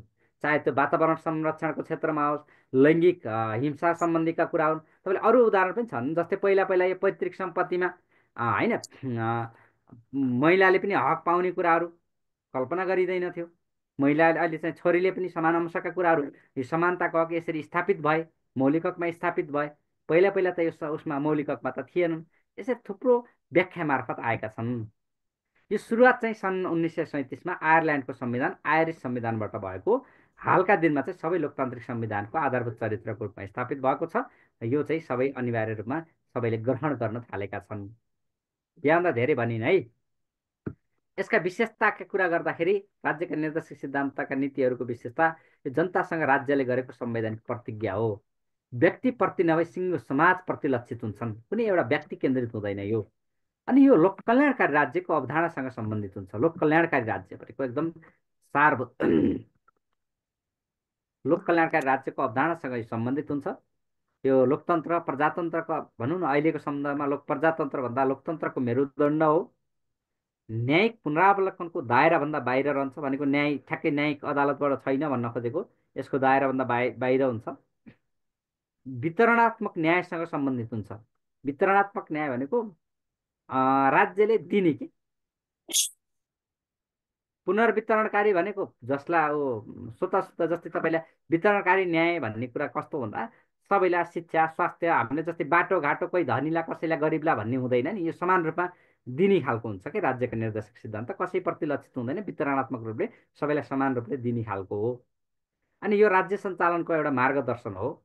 राज्यका कुनै अङ्गप्रति बन्धनकारी नहुने, कुनै अङ्ग जस्तै कार्यपालिका व्यवस्थापिका न्यायपालिकाप्रति त्यस्तो कुनै एउटा अङ्गप्रति मात्रै विशेष हुँदैन, बहुआयामिक ढङ्गले सबैतिर लक्षित हुन्छ। अदालतबाट तत्काल लागू हुन नसक्ने, सार्वजनिक नीति तर्जुमाको आधारको रूपमा रहने भनेर केही विशेषताहरू राखियो। यिनी संविधानमा यसको औचित्य के किन राखिन्छ त, यसको आवश्यकता किन भन्ने मैले अघि अलिअलि मोटामोटी त भने। यसमा यसो संविधानवादको सिद्धान्त अनुसार जनताका सबै पक्षका अधिकारको संरक्षण गर्ने, संविधानवादको सिद्धान्त अनुसार होइन सबै पक्षका अधिकारको संरक्षण गर्नु। संविधानवाद भनेको मेजरिङ रोड अफ डेमोक्रेसी भन्छ, constitutionalism is measuring rod of democracy. संवैधानिक सर्वोच्चता हो यो विधिको शासन। संविधान अब सीमित सरकारको अवधारणा हो। त्यो सिद्धान्तलाई अनुसार के हुन्छ, जनताका सबै पक्षहरूलाई अधिकारको संरक्षण गर्ने कुरा हो। अधिकारबाट वञ्चित भएका लाई अधिकारको सुनिश्चितता दिलाउने एउटा वातावरण बनाउनको लागि पनि यो चाहिन्छ। शासन अझै एकै ठाउँमा जिडिएस भन्ने शब्द प्रयोग गर्न सकिन्छ। शासन विकास र सेवा प्रवाहलाई पारदर्शी र उत्तरदायी प्रभावकारी बनाउन भन्न सकिन्छ। शासकीय संयन्त्रलाई पारदर्शी र उत्तरदायी बनाउन भन्न सकिन्छ। राष्ट्रिय प्राथमिकताहरू निर्धारण गर्न सकिन्छ, यो आवश्यक निर्धारण गर्नको लागि चाहिने रहेछ। त्यसै गरी प्रमुख राष्ट्रिय नीतिहरूमा नीतिगत स्थिरता कायम गर्न, प्रमुख राष्ट्रिय नीतिहरूमा नीतिगत स्थिरता कायम गर्न भनेको नीतिहरू एउटा स्थिर पोलिसी बनाउनको लागि पनि सजिलो हुन्छ। भविष्यमा सञ्चालन हुने राज्यका क्रियाकलापहरूलाई वैधानिकता प्रदान गर्न, राज्यका काम कारबाहीलाई राजनीतिक प्रक्रिया मार्फत जनताबाट अनुगमन गराउन है। यो भनेको समग्रमा के रहेछ भन्दा समग्रमा नागरिकको हक अधिकारलाई व्यवस्थापन गर्न, सही उपयोग गर्न भन्न सकिन्छ। मुलुकको विकास र समृद्धिको आधार तयार गर्न पनि भन्न सकिन्छ।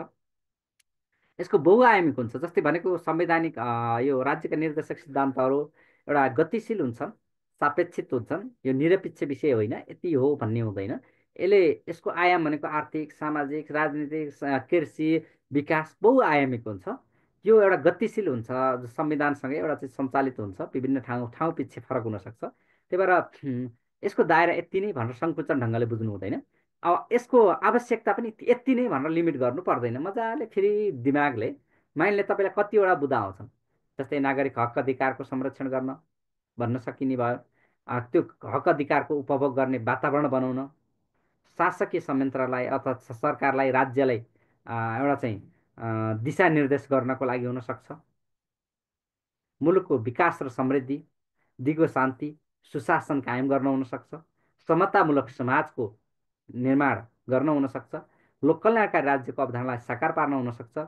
अनि तपाईँको चाहिँ स्रोत साधनको समन्वयिक वितरण गर्न सकिन्छ होइन। अनि समग्र राज्य सञ्चालनलाई व्यवस्थित ढङ्गले अगाडि बढाउन सकिन्छ। यसको चाहिँ आवश्यकता हुनसक्छ। यो लेख्ने विषय त सोसल साइन्स हो, जति दिल खोलेर लेखे हुन्छ। अलिअलि यसको जगमा टेक्नु पर्यो। जगै बनेन भने त भत्किन्छ। फेरि जगमा टेकेर लेखे हुन्छ, ठ्याक्कै यति भन्न पर्दैन है त। वर्तमान संविधानमा के छ त निर्देशक सिद्धान्तहरू कतिवटा छन् भन्दा यो यिनीहरू राज्य सञ्चालनको मार्ग निर्देशनको रूपमा रहने भनेर धारा 49 भनेको छ। ती सिद्धान्त नीतिहरू कार्यान्वयनका लागि आवश्यकता अनुसार स्रोत साधन परिचालन गर्ने कुराहरू उल्लेख छ। अनि अदालतबाट लागू गराउन नसकिने कुराहरू छन्। अनि त्यसपछि के छन् भन्दा प्रमुख रूपमा निर्देशक सिद्धान्तहरू 4वटा छन्। राजनीतिक सामाजिक छ, सामाजिक सांस्कृतिक भन्ने छ, अनि आर्थिक छ, अन्तर्राष्ट्रिय सम्बन्ध। त्यो शब्दमा के लेखा छ भन्दा राज्यको राजनीतिक उद्देश्य भनेको छ हैन। राज्यको सामाजिक सांस्कृतिक उद्देश्य जस्तो राजनीतिक सङ्घीय लोकतान्त्रिक गणतन्त्रलाई सुदृढीकरण गर्ने राज्यको राजनीतिक उद्देश्य हुनेछ भनेर धारा 50 को 1 मा 1 पेज जतिको झन्डै ठुलो भोल्युमको एउटा प्याराग्राफ छ। त्यसमा चाहिँ भनौँ न विभिन्न लामो समयदेखि सशस्त्र त्याग बलिदान हैन त्यो चाहिँ योगदान गरी हैन नेपाली जनताले हासिल गरेको यो चाहिँ सङ्घीय लोकतान्त्रिक गणतन्त्रलाई सुदृढ गर्ने राज्यको राजनीतिक उद्देश्य हुने भन्ने यो राजनीतिक सिद्धान्त हो है। त्यसपछि सामाजिक सांस्कृतिक सिद्धान्त भनेको विविधता बिचको एकता जस्तो बहुजाति बहुभाषिक बहुधार्मिक बहुसंस्कृतिको चाहिँ सामाजिक सहिष्णुता कायम गर्ने एउटा राज्यको सामाजिक सांस्कृतिक उद्देश्य हुनेछ भन्ने टाइपको छ। आर्थिक उद्देश्य भन्ने छ। तेस्रो अर्थतन्त्र जस्तो सरकार निजी क्षेत्र र सहकारी 3 खम्बे अर्थनीतिको परिकल्पना त्यहाँ गरेको छ। 3 खम्बे अर्थनीतिको माध्यमबाट मुलुकको समृद्धि विकास गर्ने कुराहरू त्यसमा लेखेको छ।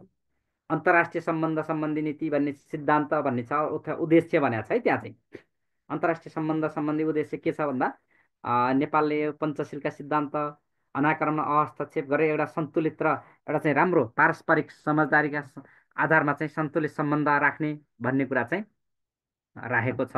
यो यी चाहिँ 4वटा मुख्यतया फन्डामेन्टल्ली राजनीतिक सामाजिक सांस्कृतिक आर्थिक र अन्तर्राष्ट्रिय सम्बन्ध गरेर 4वटा छन्। त्यसभित्र चाहिँ अलि हेर्नै पर्ने हुन्छ। अनि 13वटा नीति छन्।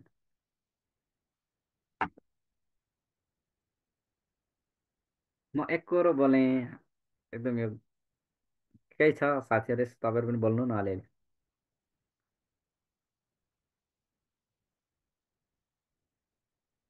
अलिअलि 1-2टा कुरा त थपिदिनु, बिचबिचमा बोलिदिनु।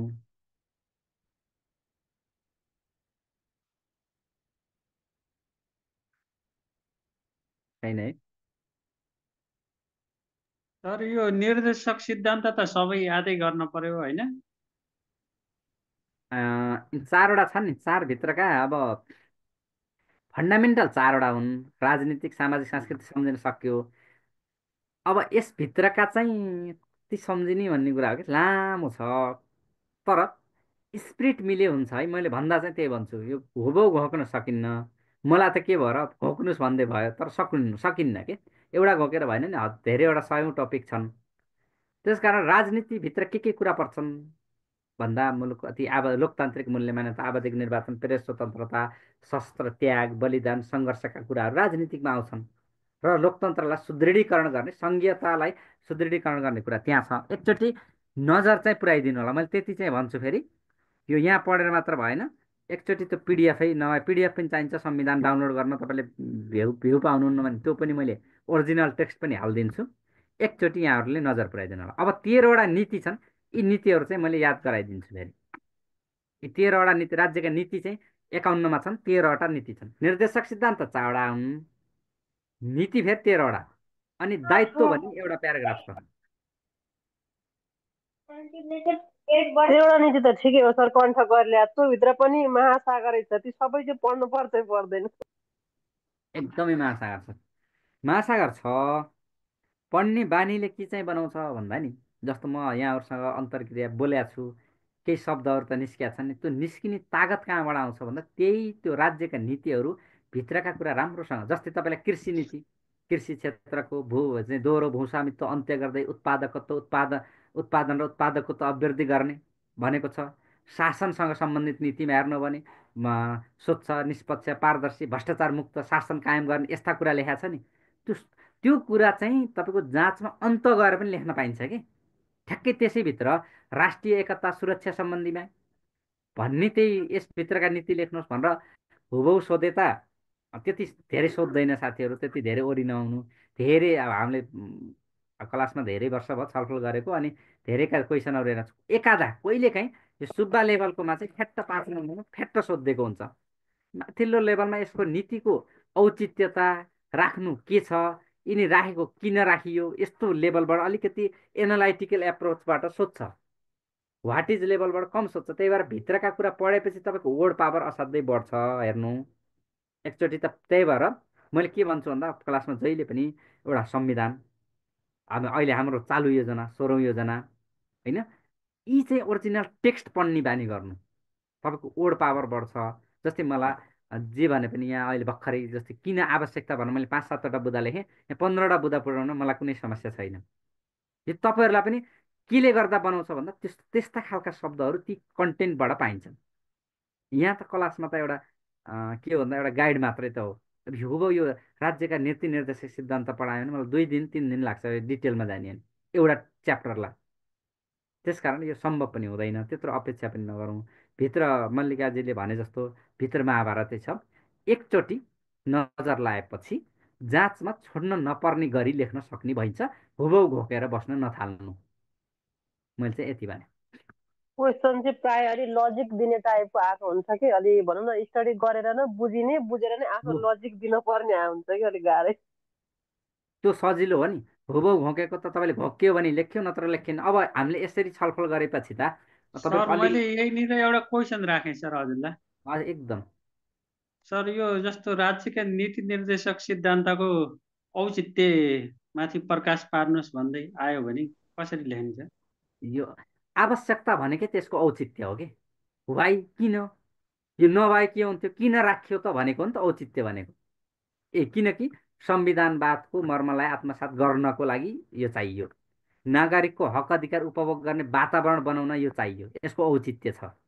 अनि सरकारलाई पनि उत्तरदायी बनाउने भयो, पारदर्शी बनाउने भयो, अनि राज्यलाई नीति निर्माण गर्नको लागि सहज बनाउने भयो, विधायिकालाई पनि सजिलो बनाउने भयो, अनि अदालतले व्याख्या गर्दा पनि न्यायिक व्याख्याको रोलमा पनि यो काम लाग्ने भयो।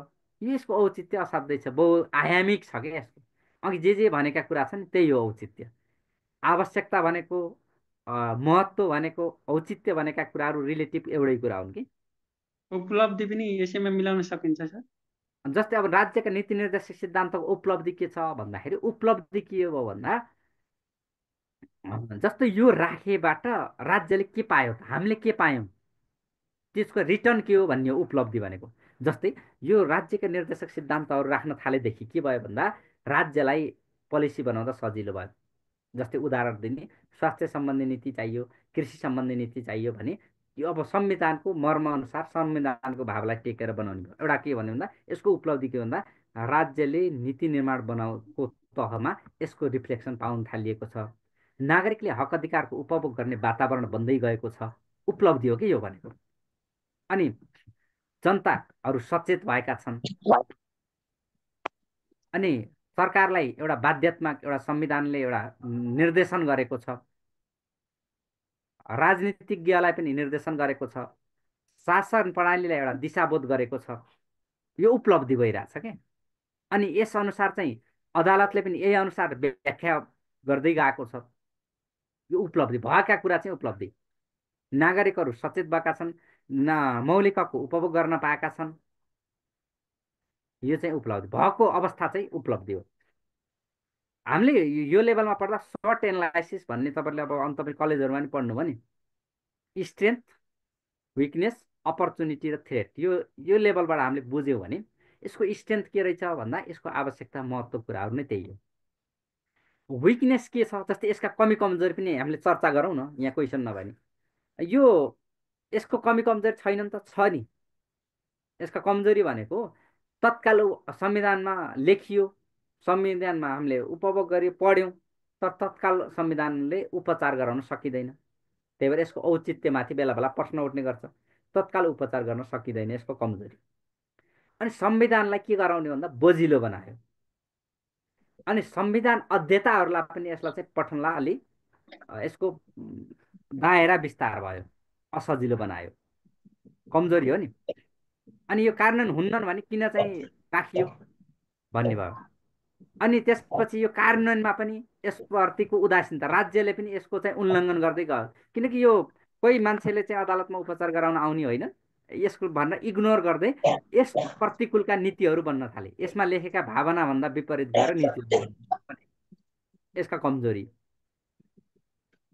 हो। अनि यो यसका भनेको कमजोरी अथवा चुनौतीहरू यिनै हुन् कि यो तत्काल कार्यान्वयन गर्न नसकिने। अझै भेग भन्यो भने तपाईँलाई छलफल गरौँला। जति पनि सकिन्छ भनेको यो यही पेरिफेरीबाट हामीले बुझ्नु पर्यो, एनालाइटिकल एप्रोचबाट बुझ्नुपर्छ। किनकि हामी 7th लेभलको कुरा गरिरहेछौँ यहाँ, त्यही भएर हामीले सहज ढङ्गले अनि यसमा सर भग। सुन्नु त सर, अनि हजुर, नेपालमा जस्तो वर्तमान अवस्था भन्यो भने त्यसैमा वर्तमान अवस्था अरू यहाँले सोधेको प्रश्न सबै खालको क्वेसनलाई सोध्नु भएको छ है। जस्तै नेपालमा भ्रष्टाचारको अवस्था भन्ला, राज्यका निर्देशक सिद्धान्तको अवस्था भनौँ भने नेपालमा भनौँ भने जस्तै एसीको कुरा गरौँ न आज। अवस्था भन्यो भने सामान्यतया अन्य क्वेसनमा पनि समग्रमा लेख्दाखेरि यसको सबल अवस्था, अवस्था भनेको व्यवस्था पनि जोडिन्छ फेरि। जस्तै संविधानमा यहाँ राखियो, यस सम्बन्ध नीतिहरू बने, यसका सबल र कमजोरी नै लेख्न सकिन्छ है अवस्थामा पनि। सबल अवस्था, सबल पक्ष, कमजोरी र वे फरवार्ड के गर्नुपर्छ भन्दा यी केवल संवैधानिक प्रतिज्ञाको रूपमा रहे तापनि संविधानले राज्य नीति निर्माण बनाउनलाई संविधानमा राखिसकेपछि संविधानमा ठुलो संविधान बनाउँदा ठुलो स्टडी गरेर विज्ञहरूको मस्तिष्क मन्थनको उपज हुने यी राज्यका निर्देशक सिद्धान्त भनेको, त्यसकारण यिनीहरू इग्नोर गर्न पाइँदैन। यसका केही सबल र दुर्बल पक्ष त भए तापनि यसलाई सन्तुलित ढङ्गले क्रमशः कार्यान्वयन गर्दै लगेर समृद्धिको दिशामा अघि बढ्नुको विकल्प छैन भनेर यो लास्टको निष्कर्ष चाहिँ पोजिटिभ लेख्ने। सब अवस्था भन्दाखेरि यसको पोजिटिभ पाटो, नेगेटिभ पाटो, way forward always should be positive, यसरी जानुपर्छ। अब यही क्वेसनमा मात्र नभएर अरू क्वेसनमा पनि वृहत ढङ्गले छलफल गर्न सकिन्छ। जस्तै भ्रष्टाचारकै सबल अवस्था भनौँ भने के छ भन्दा नेपालमा भ्रष्टाचार निवारणको लागि संवैधानिक प्रतिबद्धता छ, कानुनी प्रतिबद्धता छ, कानुन छन्, छुट्टै यो कानुन छन्, संस्थागत प्रोभिजनहरू यो छन्, अवस्थाहरू हुन् नि तिनीहरू। त्यसपछि तर पनि के छन् यी अवस्थाले के गर्यो भन्दा यो अझै पनि हामी भ्रष्टाचारको कमजोरीतिर लेख्ने। भ्रष्टाचारको सूचकाङ्कमा 108औँ स्थानमा छौँ। अहिलेको अवस्था सन्तोषजनक छैन। यी निकायहरूले चाहिँ राम्रोसँग काम गर्न सकेका छैनन् होइन। दिनानुदिन भ्रष्टाचारका घटनाहरू बढी नै रहेका छन् भनेर यसरी चाहिँ जोड्ने। तथापि के छ भन्दा हामी भर्खरै 3 तहको सरकार बनेको छ, संवैधानिक एउटा प्रत्याभूति छ। अब चाहिँ हामी शून्य सहनशीलताको नीति लिएर अगाडि बढेमा भ्रष्टाचारलाई न्यूनीकरण गर्न सकिन्छ। लास्टमा फेरि त्यसरी जाने है। यो जेमा पनि यो लेखन सिपकै क्लासहरू पनि 1-2 दिन चलाउँला तपाईँलाई। पहिला यो अलिअलि व्हाट इज लेभलको यो कन्टेन्ट थाहा पाऊँ। एकचोटि प्रायः जसो क्लासमा लास्टमा मैले तपाईँलाई जाँचमा छोड्न नपर्ने कन्टेन्टको भोल्युम बढाउने टेक्निक्सहरू केही जस्तै केही कुराहरू सबैमा आलु बुदा भन्छ, सबैमा मिल्ने कुरा हुन्छन् रिलेटिभली। जस्तो समस्या सर एसीमा जस्तो यसलाई प्रभावकारी बनाउने सुझाव भन्यो भने सर राज्यका निर्देशक सिद्धान्त जस्तो यो त एउटा यो लेभलबाट नसोध्न पनि सक्ला, तपाईँले सोधिहाल्नु। प्रभावकारी बनाउन राज्यका निर्देशक सिद्धान्तलाई प्रभावकारी बनाउनको लागि संविधानमा नै त्यो कार्यान्वयनको कुनै पाटोसँग यसलाई जोडेर हेर्ने एउटा सुझाव हुनसक्छ नि। कार्यान्वयन गर्ने कुनै संयन्त्रहरू बनाउँदै जाने, कम्तीमा एउटा आवधिक जस्तै योजना जस्तो एउटा आवधिक पिरियडहरू कायम गर्ने। जस्तै यति वर्षमा यो खालका नीतिहरूलाई यत्नसम्म पुर्याउने जस्तै योजनाले लिएको हुन्छ नि, अथवा चाहिँ संविधानका राज्यका निर्देशक सिद्धान्तहरूलाई योजनासँग आबद्ध गराउने र यो अवधिसम्म कार्यान्वयन गर्न सकिने भनेर एउटा त्यसको लागि छुट्टै खाकाहरू बनाउँदै जाने। अनि कार्यान्वयन गर्नलाई बेला बेलामा अवेरनेसका कार्यक्रमहरू सञ्चालित गरेर राज्यलाई पनि एउटा के गर्ने भन्दा वफादारी बनाउने। सरकार परिवर्तनसँगै राज्यका निर्देशक सिद्धान्तहरूलाई चाहिँ को कार्यान्वयनको अवस्थाको विश्लेषण गर्ने। अर्को कुरा हामीसँग एउटा संयन्त्र चाहिँ के छ भन्दा राज्यका निर्देशक सिद्धान्तको पनि कार्यान्वयन भए नभएको सम्बन्धमा अनुगमन समिति छ। त्यो अनुगमन समितिलाई थप स्रोत साधन जनशक्तिबाट प्रभावकारी बनाउने र अनुगमन गर्ने प्रणालीको विकास गर्ने। यसो गर्न सकेमा संविधानमा राखिएका राज्यका निर्देशक सिद्धान्तको प्रभावकारिता अभिवृद्धि गर्न सकिन्छ। 2-3टा कुरा के एउटा चाहिँ सरकारलाई जवाबदेही बनाउने, नागरिकलाई खबरदारी गर्नलाई सचेत बनाउने, अर्को अनुगमन समिति छ त्यसको प्रभावकारिता बनाउने, स्रोत साधन जनशक्ति सिप क्षमताहरू अभिवृद्धि गर्ने, अनि यसलाई योजनासँग चाहिँ टाइअप गरेर कम्तीमा यो अवधिसम्म यो कुराहरू पुरा गर्ने भन्ने हिसाबले चाहिँ यसलाई थप व्यावहारिक ढङ्गले उल्लेख गर्ने, यी जस्ता केही कुराहरूबाट यसलाई प्रभावकारी बनाउन सकिन्छ। राम्रा क्वेसन उठेका छन्, छलफल राम्रै भएको छ। यो लेभलबाट हामीले यो ढङ्गले चाहिँ हामीले छलफल गर्नुपर्छ। संविधानमा हुबहु भएका कुरा घोक्नला त तपाईँहरूलाई त्यति समस्या छैन, त्यही पनि घोक्ने सम्झिने टेक्निक भन्नुला। 8:30 भयो, यहाँहरूको अर्को क्लास छ भन्ने मलाई सङ्केत छ, त्यसकारण अब यसलाई अझै 1-2 दिन कन्टिन्यू गरौँला। यहाँहरूले पनि पढ्नुहोस्, क्वेसन एकदम छलफलमा सहभागी गरौँ कि कम्ती यो लेभलबाट सोचेपछि मैले पनि 1-2टा कुरा सिकु, कम्ती यो खालको क्वेसन पनि गर्नुभयो भन्ने हुन्छ। एकदम अफिसरको क्वेसन अलिकति घुमाएकै हुन्छ कि सर, सिधै सोधेकै हुन्न, अलिक क्रिएटिभनेसै खोज्छ कि सर एकदमै। चाहिन्छ नै, हामी किनकि 7th लेभल नीति नियमबाट हामीले आफै एउटा निचोड तोबाट हामीले निकाल्न सक्ने त्यो किसिमको क्षमता हामीमा हुन पर्छ। त्यो त अब कतिको लाभदायी भएको छ यो क्लासले, अब यसलाई यो मोडालिटीबाट जाउँ यसो गरौँ भने पनि म एकदम ओपन छु, किनकि यहाँहरूको सल्लाह सुझाव मार्गदर्शन अनुसार अगाडि बढ्ने हो। यो पनि मार्गदर्शनै हो नि, प्रभावकारी छ क्लास सर, होइन? I am happy sir. एकदम यसै ढङ्गले छलफल गरौँ, कन्टेन्टहरू पनि बुझौँ, अनि लजिकल्ली प्रस्तुत हुने तरिका पनि बुझौँ। संविधान कानुनका कुराहरूलाई ठ्याक्क ठ्याक्क जोडेर लेख्यौँ भने एन्सर प्रभावकारी नै हुन्छ। भोल्युममा पनि ख्याल गरौँ, क्वेसन अनुसारको भोल्युम 2 पेज 2.5 पेज 3 पेज कति लेखिन्छ त्यो कुराहरू टाइममा। यसलाई कन्टिन्यू गरौँला, अब 1-2 कुराहरू भोलि अब छलफल गरौँला अझै। सर मैले एउटा रिक्वेस्ट गरेँ है। हजुर हजुर, मेरो यो टेलिग्राममा एसेज छैन होइन, सुरुको 1-2 मिनट छुट्यो क्या, अनि त्यो उसको मौलिक हकको यो 12 भन्नुभन्दा अगाडिसम्मको फर्मुला एकचोटि सर भनिदिन मिल्छ भने भनिदिनु सर 1 मिनट। ठिक छ, भइहाल्छ। सिभारो भने अनि त्यसभन्दा अगाडि त्यो 20देखि 21, 22, 23लाई सम्झिनलाई अयानी भन्यौँ। त्यसपछि 24देखि 30सम्म छु स धार्मिक सूचना भन्, त्यो गोप्य राखौँला, गोपनीयता 28, अनि शोषण गर्दिन 29, शोषण गर्दिन, स्वच्छ वातावरणमा बस्लास भन्यौँ 30सम्म, त्यो गर। अनि छुट्टै यो मौलिक हक सम्बन्धी छुट्टै भिडियो क्लिपहरू पनि यो अरू क्लासको पनि रेकर्डेड छ, पाउनुहुन्छ। त्यही हो है, सुरुमा 4वटा स, त्यसपछि 20मा न्याय, 21, 22, 23 अयानी, 24देखि 30 छुस्छ धार्मिक सूचना गोप्य राख्ने, शोषण नगर्ने, अनि स्वच्छ वातावरणमा बस्ने कुरा छ। त्यसपछि सिभारो छ, रोजगारी पछि त श्रम स्वास्थ्य खाद्य आइहाल्छ होइन। ल अरू केही? अयानी अनि के भन्नु सर? अयानी पछि स्क्रिनसट गर्नु ल, मैले स्लाइड देखाइदिन्छु, हेर्नु है। यसैको अगाडिको अक्षर लेखेको, मैले त्यस्तो धेरै एकदम नयाँ बनाएको पनि होइन। यहाँ छु, अनि स धार्मिक सूचना भन् होइन, त्यसपछि त्यो गोप्य राख्छु, शोषण गर्दिन, स्वच्छ वातावरणमा बस्लास् भनेको यसैलाई यहीँदेखि हो, त्यो 24देखि 30सम्मको भयो। स्क्रिनसट गर्नु थ्याङ्क यू है। Thank you sir.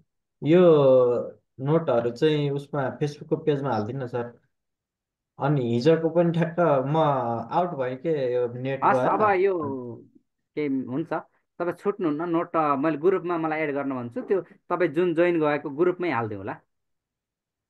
हुन्छ, हिजोको पनि हालिदिनु ल सर। हिजोको ठ्याक्क आउट भएँ कि म नेट गएर।